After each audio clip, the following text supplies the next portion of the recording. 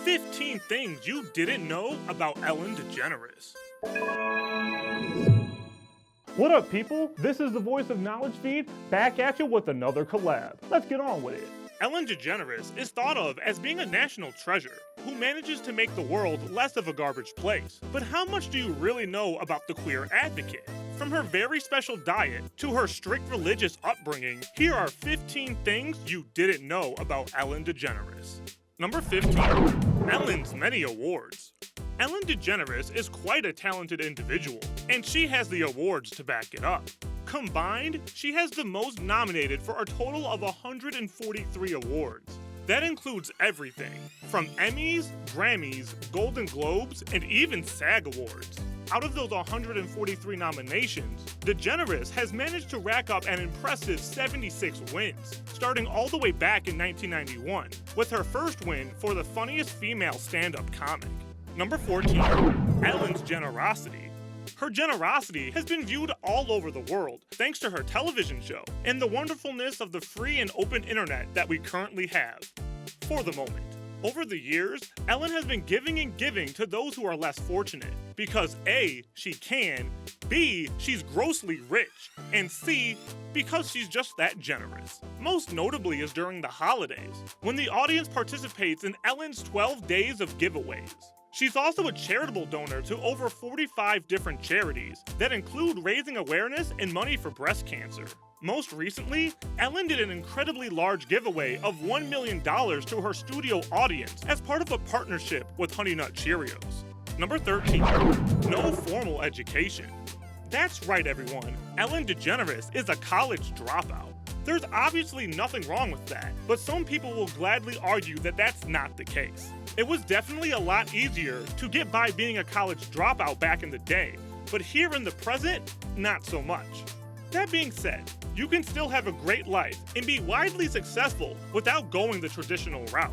No, we're not telling you to drop out though. Just do what feels right for you. It worked out for Ellen.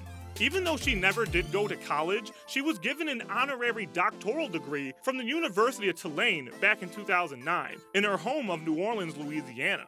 She was also given the honor to deliver the keynote speech during the university's commencement that very same year. Number 12.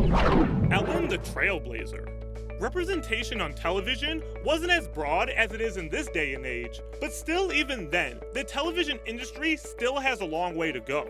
Back in the 90s, the representation for queer individuals was basically non-existent, especially for lesbians.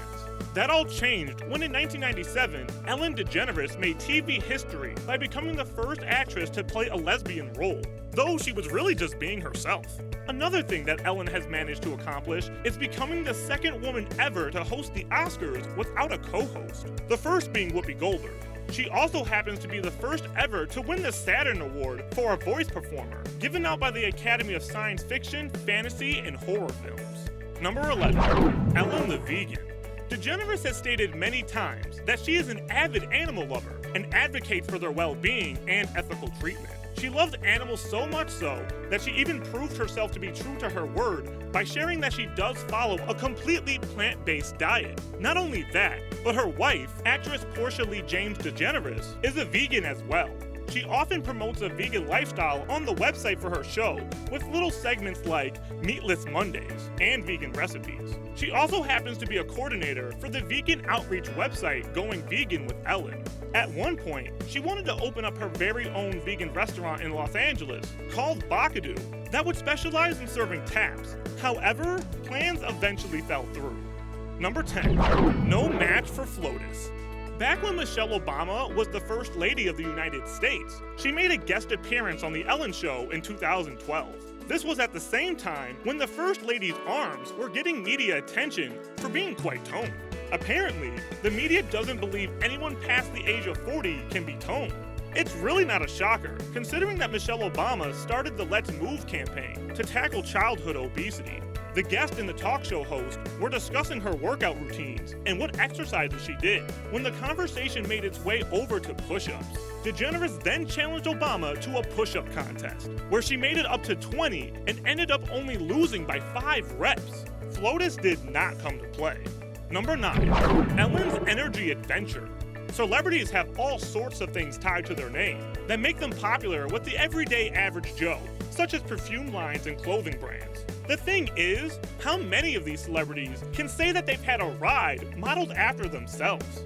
Ellen Degeneres can, as the creators of Disney Epcot made an attraction that starred Degeneres and Bill Nye the Science Guy that explored time and Ellen's subconscious. The ride was located in the Universe of Energy Pavilion from 1982 up until August 31st, 2017, when the ride was permanently shut down.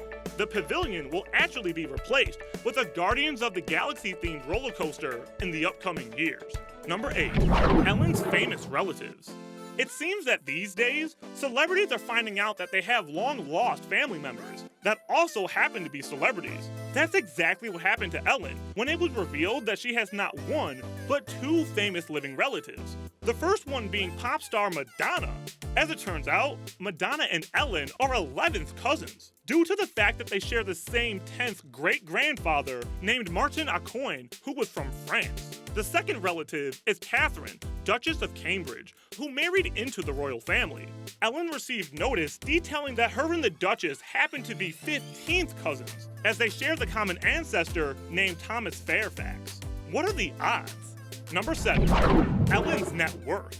It should come as no surprise that Ellen DeGeneres is worth a ton of money and rakes in millions each year with her long-standing talk show and all of those royalty checks from Finding Nemo. But just exactly how much money is the comedian actually worth? According to the website Celebrity Net Worth, DeGeneres is worth approximately $400 million US. It's also reported that the recently turned 60-year-old has an annual salary listed at being $75 million US. That's pretty impressive, considering Ellen comes from humble beginnings. Before she was making all that dough, DeGeneres worked odd jobs, such as waitressing at TGIF and slaving away at JCPenney. Now, she's a well-regarded actress, voiceover talent, and author. Oh, and don't forget, CoverGirl spokesperson. Number 6. Religious upbringing. As a young child, Ellen DeGeneres and her older brother were raised by their Christian Scientist parents up until DeGeneres turned 13 and no longer identified with the religion. Up until she did become a teenager, Ellen states that her upbringing was very, very strict with Christian Science, and that she had to go to church and participate in weekly testimonies each Wednesday. Christian Scientists don't believe in the use of modern medicine and believe an illness can be cured through the power of prayer. Because of this belief, Ellen didn't have an aspirin until she was a teen.